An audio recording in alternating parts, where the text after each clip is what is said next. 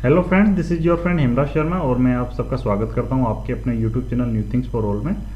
और आज मैं इस वीडियो के माध्यम से बताने जा रहा हूं पेटी कैश बुक के बारे में। पेटी कैश बुक कैसे आप उसकी फॉर्मेटिंग करेंगे, कैसे आप उसको फॉर्मलाइज करेंगे और कैसे आप MS एक्सेल के अंदर मैनेज कर सकते हैं। पेटी कैश बुक के बारे में आप ऑलरेडी अवेयर होंगे। किसी भी कंपनी के अंदर जो छोटे मोटे खर्चे होते हैं, मिसलेनियस इनकम और मिसलेनियस एक्सपेंसेस होते हैं, उनका रिकॉर्ड होता है और उसका ओपनिंग बैलेंस होता है, क्लोजिंग बैलेंस होता है। ओके, तो वो सब कुछ आप इस वीडियो के माध्यम से समझने वाले हैं।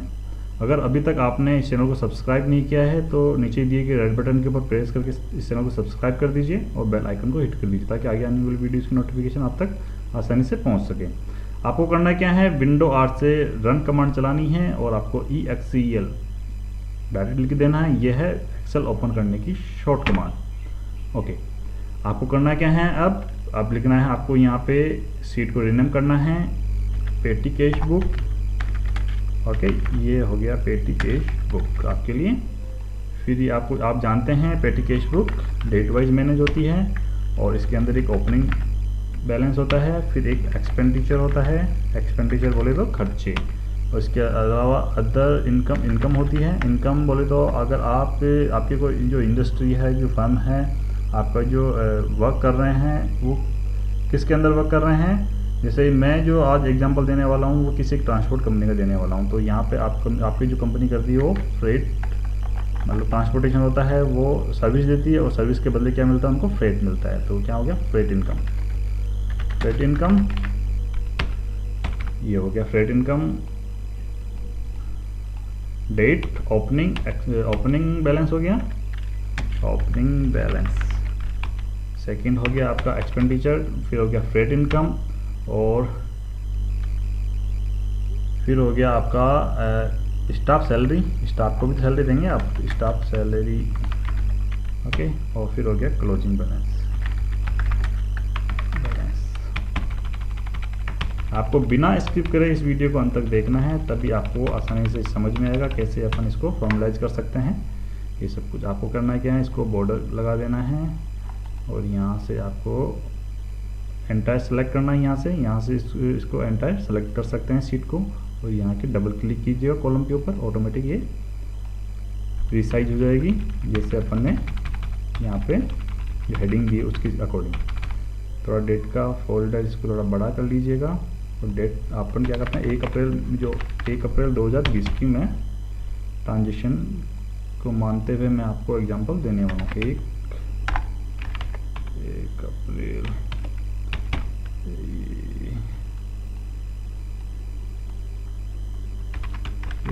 2020।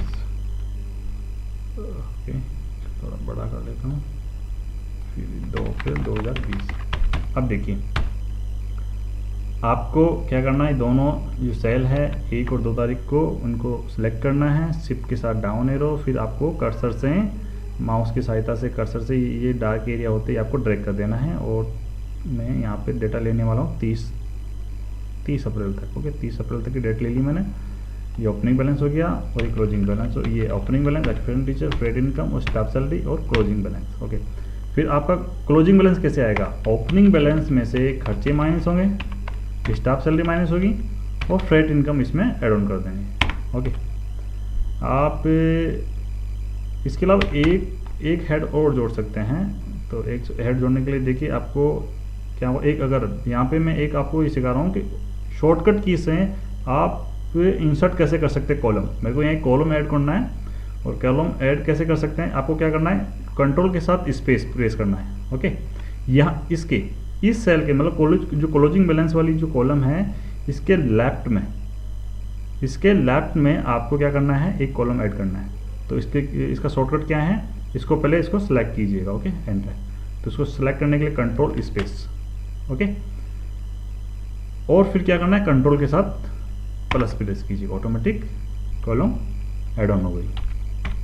यहाँ पे एक चीज़ आप, ये फ्रेट इनकम होगी, फ्रेट इनकम आप सेपरेट कर लीजिएगा। जो भी कंपनी की जितने भी भाड़े आते हैं ना, जो भी भाड़ा आता है वो यहाँ पे नोट डाउन कीजिएगा जो। ओके, यहाँ पे अदर इनकम के नाम से एक मैं हेड बनाता हूँ, other income. Okay, other income. अब वापस से आप क्लोजिंग बैलेंस दीजिएगा ओपनिंग बैलेंस में से माइनस होगा एक्सपेंडिचर, फिर आपका स्टाफ सैलरी, और उसमें एड ऑन हो जाएंगे ये फ्रेट इनकम और ये हो जाएंगे अदर इनकम। ओके, फिर क्या होगा, आपका जो क्लोजिंग बैलेंस है 1 अप्रैल का, वो 2 अप्रैल को ओपनिंग बैलेंस बन जाएगा, ये होगा 2 अप्रैल को, और यहाँ से कंट्रोल से करके पेस्ट कर देना यहाँ तक। ओके, ये फॉर्मलाइज हो गया, ये फॉर्मलाइज हो गया, ये हो गया। अभी तक मैंने इसको अभी फॉर्मलाइज नहीं किया, ओनली फॉर्मेटिंग कर रहा हूँ, इतना तो ईजी है। ओके, अभी अपन ने फॉर्मलाइज करना स्टार्ट नहीं किया, फॉर्मेटिंग कर रहे हैं। इसको सेव कर लीजिएगा, मैं कर लेता हूँ पेटी कैश बुक के नाम से सेव कर लेता हूँ मेरे डेस्कटॉप पे। अब क्या करते हैं अपन, एक्सपेंडिचर का मेरे को क्या करना है, एक अलग सीट में रीनेम करना है सीट को, एक्सपेंडिचर के नाम से, एक्सपेंडिचर के नाम से कर लेता हूँ। फिर है फ्रेट इनकम के नाम से कर लेता हूँ, सीट 3 को freight income, freight income. Okay, फिर कर लेता हूँ स्टाफ सैलरी को, यहाँ पे न्यू शीट ओपन करता हूँ, रीनेम करता हूँ स्टाफ सैलरी, फिर स्टाफ सैलरी, फिर other income, other income,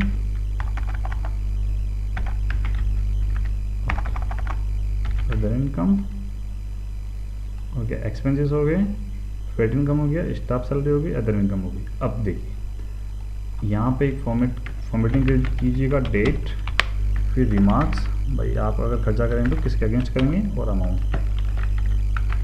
okay, यहाँ पे आप इसको सेट कर दीजिएगा, बोल्ड किया, और यहाँ से आपको कॉपी करना है। ठीक है, सब जगह सेम फॉर्मेट आपको सभी सीटों पे पेस्ट कर देना है। ओके,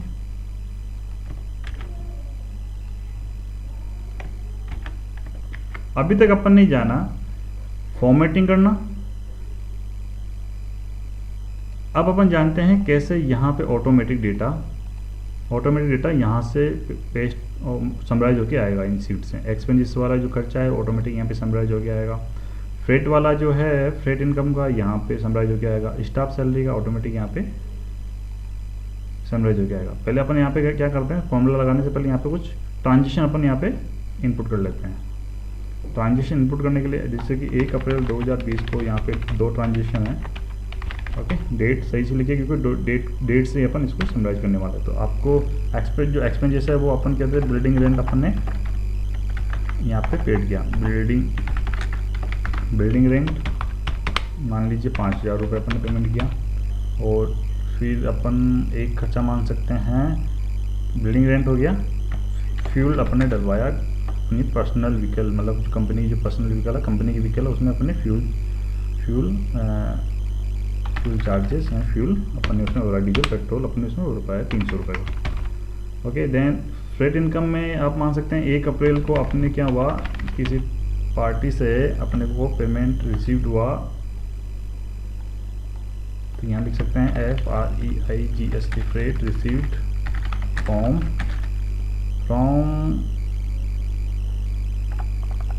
ये फ्रेट रिसीव्ड फॉर, अपन ये गाड़ी लिख सकते हैं 4432। ओके, और ये हो गया अपना जो फ्रेट है वो 50,000 रुपये रिसीव्ड हो गया।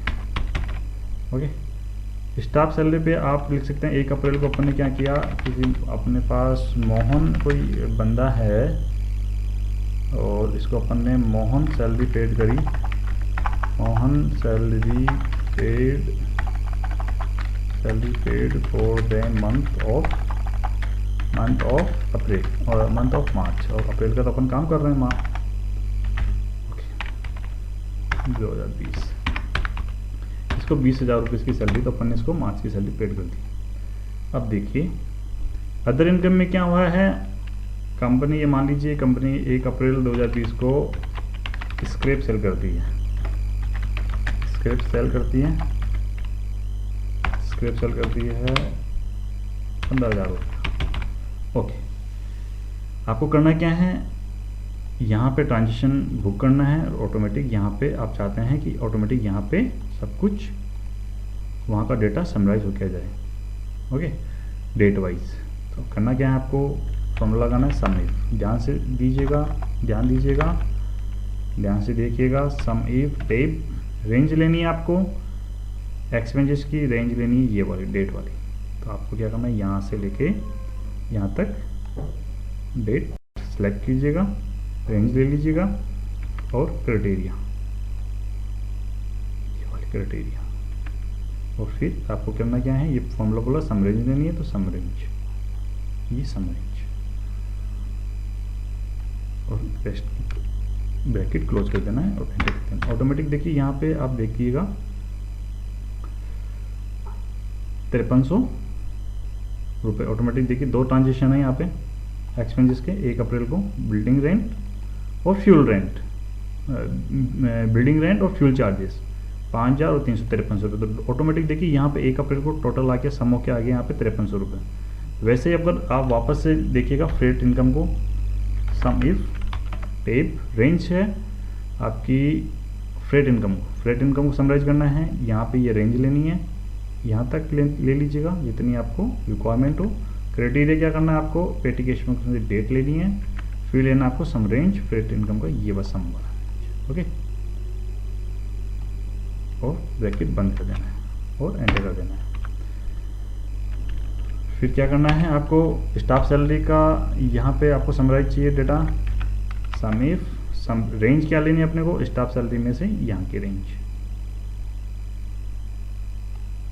ओके। फिर लेना है क्राइटेरिया आपको लेना है यहाँ से, और फिर लेना है आपको सम रेंज और स्टाफ सैलरी का ये वाला, स्टाफ सैलरी अपन वहाँ पे समराइज चाहिए स्टाफ सैलरी का डेटा, और ब्रैकेट क्लोज कीजिएगा और एंटर कर दीजिएगा। देखिए अब आप नोट कीजिएगा, इनमें मैंने एक रेंज जो दिया है ना 82 से 826, ये मैंने यहाँ पे रेंज दिया है ना, ओके। अब मैं देखिए अदर इनकम में रेंज जो देने का जो क्राइटेरिया वो चेंज करने वाला हूँ। कैसे, सम इफ, अब रेंज चलते हैं अदर इनकम में। पहले अपन क्या कर रहे थे, यूँ सेलेक्ट कर रहे थे, ओके। और अभी मैं क्या करूँगा, ये यहाँ से एंटायर कॉलम को मैं ले रहा हूँ, ओके। फिर क्या करना है, रेंज देनी है आपको ये वाली डेट, और आपको सम रेंज में मैं ये एंटायर कॉलम सेलेक्ट कर रहा हूँ, ब्रैकेट क्लोज कीजिएगा और एंटर कर दीजिएगा। अब देखिए क्लोजिंग बैलेंस होगा तभी तो आप एक्सपेंसेस एक्सपेंसेस करेंगे। आपको क्या करना है, आपको सपोज कीजिएगा, एज्यूम कर लीजिएगा 50,000 रुपये आपका यहाँ पे ओपनिंग बैलेंस है, ओके।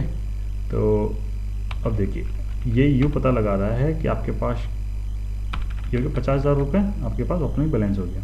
अभी देखिए अगर अपन ये ट्रांजेक्शन करते हैं, इतने ट्रांजेक्शन कर लेंगे अपन, तो अपना जो बैलेंस है वो माइनस चला जाएगा। माइनस कैसे जाएगा, एक बार वापस चेक कर लेते हैं अपने क्या किया है। ओपनिंग बैलेंस में से क्या करेंगे, एक्सपेंसेस अपने लेस करेंगे, फिर अपने एक्सपेंसेस किया, फिर स्टाफ सैलरी को माइनस किया, और फिर प्लस करेंगे अपन फ्रेट को और फिर अदर इनकम को। देखिए अपने को शायद कुछ मिस्टेक करी थी पहले और अपने को सुधार लीजिए। ये वापस से आपको पेस्ट कर देना एंड, ओके। अब देखिए 1 अप्रैल 2020 को ऑटोमेटिक डेटा समराइज होके आ चुका है। एक्सपेंडिचर कितना खर्चे कितने ट्रांजेक्शन हुए उनका, जिससे कि एक्सपेंडिचर अपन चेक करते हैं। एक्सपेंडिचर का जो अपन ने ट्रांजेक्शन करे 2 यहाँ पे 1 अप्रैल 2020 को, बिल्डिंग रेंट और फ्यूल चार्जेस दोनों का यहाँ पे एड ऑन होके डेटा समराइज होके यहाँ पे आ चुका है। फ्रेट इनकम का भी देखिए 50,000 रुपये का अपन ने ट्रांजेक्शन किया, ऑटोमेटिक वहाँ पे चला गया है। स्टाफ सैलरी का अपन ने ट्रांजेक्शन किया 20,000 रुपये, ये ऑटोमेटिक यहाँ पे जा चुका है। अदर इनकम का 15,000 रुपये किया तो अदर इनकम का यहाँ पे 15,000 रुपये जा चुका है, ओके। और अब जो अपना क्लोजिंग बैलेंस है 1 अप्रैल 2020 को वो 89,700 रुपये है। और अपना जो 2 अप्रैल 2020 को ये जो क्लोजिंग बैलेंस है 1 अप्रैल 2020 को वो अपने ओपनिंग बैलेंस में 89,700 रुपये, ओके, 89,700 रुपीज़। अब आप देखिएगा जो एक्सपेंसेस है यहाँ पे 2 अप्रैल को मैं कुछ ट्रांजेक्शन और करता हूँ, और ट्रांजेक्शन ये कर लेता हूँ कि यहाँ पे मैं बोलता हूँ कि व्हीकल जो कंपनी की जो व्हीकल है उसका टायर पंचर का अपन ने कुछ खर्चा दिए यहाँ पे, ओके। तो repair charges of tyre puncture, tyre puncture हो गया अपना 300 रुपये। एक ट्रांजेक्शन हुआ 2 तारीख को फ्रेट इनकम का, आपके पास मान लीजिए अब देखिए आपको क्या है, मैं यहाँ से कंट्रोल सी करके यहाँ पेस्ट कर रहा हूँ, पर इसका शॉर्टकट की एक है वो मैं आपको बता देता हूँ। जब भी आपको अपर सेल से, ये सेल है, अपर सेल से डाउन सेल के अंदर आपको पेस्ट करना हो तो डायरेक्ट कंट्रोल डी, क्या कंट्रोल डी पेस्ट कीजिएगा, ऑटोमेटिक अपर सेल का डेटा पेस्ट हो जाएगा। आपको F2 करके एडिट करके सेल को, और यहाँ पे आपको चेंज करना है व्हीकल नंबर। तो मैं बोल रहा हूँ 0621 का अपने को क्रेडिट मिला है 25,000 रुपये और ओके 2 अप्रैल को 25,000 रुपये 25,000 रुपीज़। स्टाफ सैलरी में अपन ने कोई ट्रांजेक्शन नहीं किया 2 अप्रैल को। अदर इनकम के अंदर भी अपने कोई ट्रांजेक्शन नहीं किया है। अब देखिए यहाँ पे पेटी कैश बुक में चलते हैं अपन, एक एक्सपेंसेस में और अपन कर लेते हैं। 2 अप्रैल 2020 को अपन ने क्या किया, कंपनी का जो बिल्डिंग का इलेक्ट्रिसिटी बिल जो है पेमेंट किया अपन ने। यहाँ पे सिंपल सा टाइप कीजिएगा इलेक्ट्रिसिटी बिल पेड, और ये किया अपने 1500 रुपये का। ओके ट्रांजेक्शन अपन नोट किया, इलेक्ट्रिसिटी बिल पेमेंट कर दिया अपन ने 1500 रुपये का। अब देखिएगा पेटी कैश में चलते हैं अपन। ऑटोमेटिक यहाँ डेटा क्या हो रहा है, 2 अप्रैल 2020 को यहाँ पे अपन ने फॉर्मूला पेस्ट नहीं किया अभी। ओके फॉर्मूला इन्हीं सेल पे लिखिए, तो अपन को क्या करना है, यहाँ से सेलेक्ट करना है। और सेलेक्ट करने से पहले आपको मैं चीज़ बता देता हूँ क्या करना है। जो रेंज अपन ने सेलेक्ट करी है, यहाँ फॉर्मूला किया, वहाँ पे जाइएगा, यहाँ पे देखिएगा ये है ना 82, जो रेंज है 82 से 826, उसको अपन को फ्रीज करना है। फ्रीज करने के लिए आपको क्या करना है, F4, यहाँ पे F4 फिर करना है आपको, ये वाली रेंज F4 मैंने क्यों किया, क्योंकि ये जो डॉलर का साइन लगा हुआ है ना, आप समझिएगा, जो डॉलर का साइन लगा है ना, वो क्या करता है, डेटा को फ्रीज करता है। डेटा को फ्रीज कैसे करता है वो मैं बता देता हूँ। देखिए इस सेल में अपने फॉर्मूला किया, फॉर्मूला अपन ने लगाया।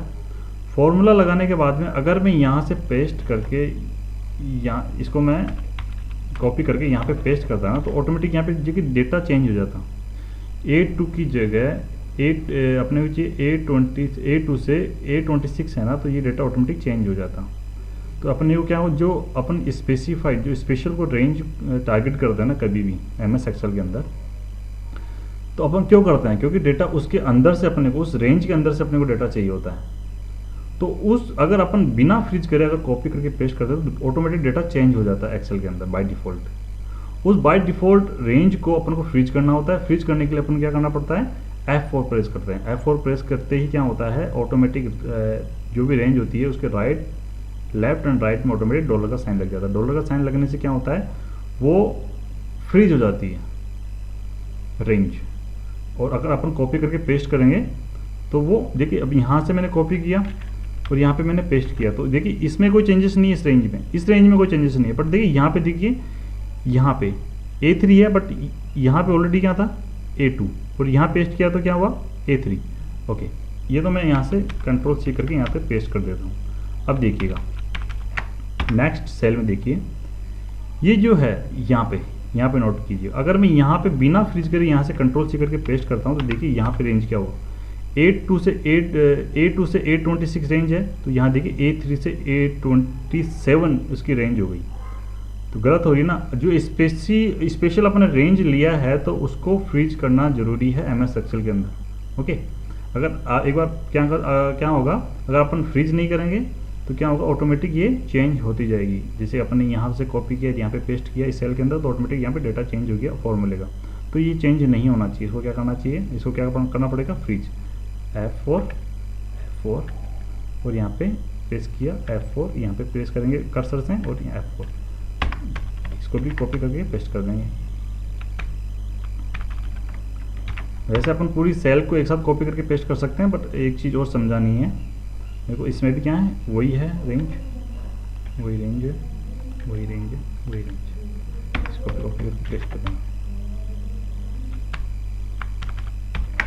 अब देखिए अदर इनकम में देखिएगा मैंने क्या किया था, सबके अंदर एक स्पेशल रेंज ले रहा था। ओके रेंज यूँ सेलेक्ट कर रहा था ना आपके सामने कि A20 से लेके A2 से लेके A26 ऐसे रेंज ले रहा था ना। अब देखिए यहाँ पे इस अदर इनकम में यहाँ पे रेंज लेने का कुछ क्राइटेरिया मैंने चेंज किया, आपको समझाने के लिए किया था उस टाइम। देखिए यहाँ पे जो रेंज लिया है वो ए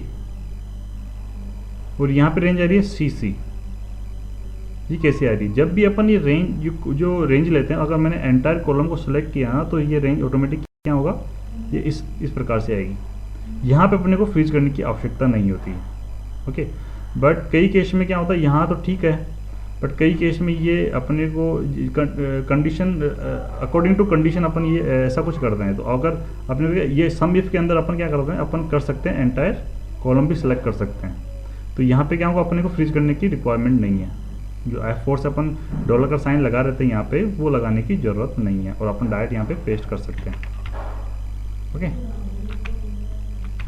और यहाँ पे पेस्ट कर दें। अब देखिए आपने क्या किया, 2 अप्रैल 2020 को एक्सपेंडिचर में 1800 रुपये आ रहे हैं। तो यहाँ पे चेक किया एक्सपेंडिचर में 2 अप्रैल 2020 को एक तो repair charges of tyre puncture, एक इलेक्ट्रिसिटी बिल पेमेंट किया 1800 रुपये का। ऑटोमेटिक वहाँ पे डाटा समराइज होके जा रहा है। वैसे ही आप देखिए फ्रेट इनकम में देखिएगा यहाँ पे मैंने यहाँ पे 1 अप्रैल कर दिया मैंने, यहाँ पे 2 अप्रैल 2020 करना है। ओके, और ये लो यहाँ पे देखिए 25,000 रुपये मैंने बाय मिस्टेक मैंने क्या किया, वहाँ पे जो ट्रांजेक्शन बुक करना था फ्रेट इनकम का 2 अप्रैल का, वो मैंने यहाँ पे 1 अप्रैल कर दिया था। तो ये क्या हुआ, 1 अप्रैल में ये एड ऑन हो गया था। ओके, तो ये आपको जो टाइपो एरर होती है वो ध्यान रखना इसके अंदर। अगर आप क्या करेंगे, कैश बुक आपकी मैच नहीं करेगी। अगर आप जैसे कि 2 अप्रैल का ट्रांजेक्शन 1 में कर दिया, जैसे मैंने अभी किया 2 अप्रैल का जो ट्रांजेक्शन है यहाँ पे फ्रेट का, वो मैंने 1 अप्रैल में बुक कर दिया। तो उसका जो ट्रांजेक्शन बुक हुआ कहाँ पे हो गया था, 2 अप्रैल के अंदर उसका एड ऑन हो गया था। ओके, 2 अप्रैल के अंदर उसका डेटा समराइज हो गया था 1 अप्रैल के अंदर। अपने को कहाँ चाहिए था उसका डेटा, 2 अप्रैल में। तो ये चेक करने वाली चीज़ें तो थोड़ा केयरफुली अपन को डेटा यहाँ पे एंटर करना पड़ेगा। ओके, स्टाफ सैलरी में कोई ट्रांजेक्शन नहीं है और अदर इनकम में कोई ट्रांजेक्शन नहीं है। आप चेक कर सकते हैं यहाँ पे कोई ट्रांजेक्शन नहीं आया, क्योंकि यहाँ पे कोई ट्रांजेक्शन हुआ ही नहीं।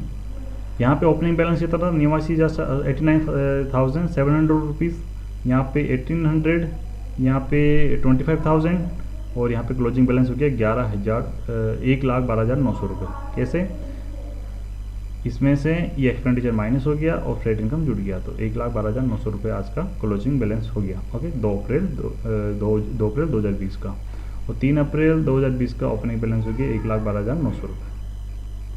ओके, आई होप ये जो मैंने पेटी कैश बुक बनाना आपको सिखाया, फॉर्मेटिंग, फॉर्मूला, जो सब कैसे इसको फॉर्मलाइज किया जाता है, वो सब कुछ आपको आसानी से समझ में आया होगा। अगर ये वीडियो आपको पसंद आया तो लाइक करें, अपने फ्रेंड्स के साथ ज़्यादा से ज़्यादा शेयर करें। अगर अभी तक आपने मेरा चैनल सब्सक्राइब नहीं किया तो आपसे रिक्वेस्ट है कि रेड बटन प्रेस करके इस चैनल को सब्सक्राइब कर दीजिए, बेल आइकन को हिट कर दीजिए, ताकि आगे आने वाली वीडियोज़ की नोटिफिकेशन आप तक आसानी से मिल सके।